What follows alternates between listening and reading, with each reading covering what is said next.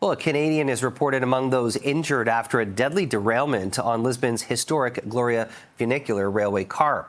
CTV's Scott Hurst is following this story, joins us live with the latest. Scott, we are hearing a Canadian is among the injured. What do we know about some of the other victims as well?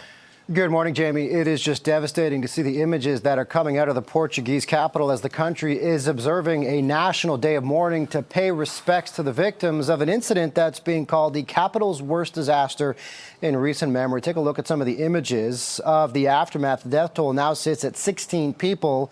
Their names and nationalities have not been confirmed yet, but as you mentioned, we are learning more about the injured victims, 21 in total, 5 in serious conditions between 24 and 64, but also a 3-year-old child. And as you mentioned, we're learning a Canadian is among those with injuries. Not much more is known yet about who they are, where they're from, or the extent of their injuries. CTV News has reached out to Global Affairs Canada to see if it can provide more information. And Prime Minister Mark Carney is also offering his thoughts and prayers on social media. Now, the renowned 19th century streetcar was filled with tourists who are packing the Portuguese capital during the end of the busy summer travel season, as officials are confirming injured victims are from at least 8 other countries, including 2 Germans, 2 Spaniards, a French, and an Italian. Just proves how popular this tourist attraction was, Jamie. What are we hearing about the cause of the crash and the investigation that's ongoing?